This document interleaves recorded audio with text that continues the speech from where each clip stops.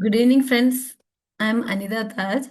Today I'm going to explain or I'm going to give a brief summary about the OET reading session, which was conducted by our mentor, Father Salim Joseph, on 9 April 2026.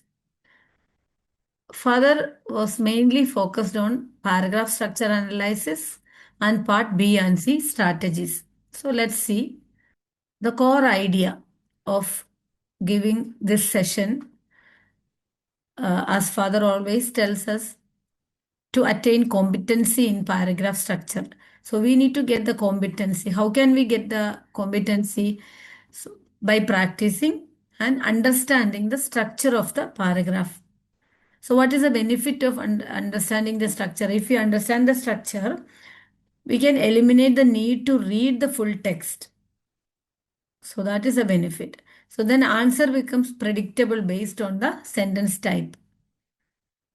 Next, as Father always tells us, the quality of practice is more important than the quantity of practice. So it is always sufficient that if we practice the only 5 OET materials with deep analysis of the text.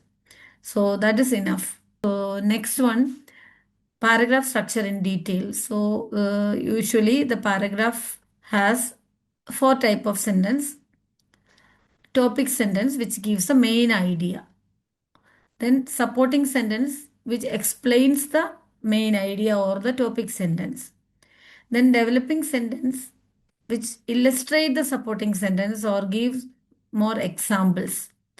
Then the last one is conclusion sentence. So these four consist of a paragraph. I mean, the paragraph structure has four type of sentence, I can say. So usually sometimes the supporting sentence may be more than one, or developing sentence also may be more than one. And the conclusion sentence, which gives a summary and which reinforces the main point. Then let's see what are the sentence types. The topic sentence, which contains a main idea or purpose. So the next sentence is supporting sentence, key information from the topic sentence. Then developing sentence, as I have already explained, illustration of the supporting sentence or examples. Then conclusion sentence, which is reinforces the idea by linking with the topic sentence. Then let's see what Father has explained in detail about elimination principles, which is really effective to for elimination of the wrong answer and choosing the right answer. So, fanboys principle. As we all know, fanboys are the conjunctions. So, option with conjunction. So, for, and, nor, but, or, yet, and so. So these are the conjunctions. So usually the answer option with conjunctions have 90% or more probability of being correct answers. Then the longest answer options are often right. Then absolute versus scale expressions. Option with absolute terms such as always, never, are typically wrong unless meaning is truly absolute. Then scale terms such as seldom or rarely which indicates correct answers. Then next one is grammar mistakes. Any option with the grammatical errors will never be the right answer. Then precise language requirement. So correct answers use precise and clear language.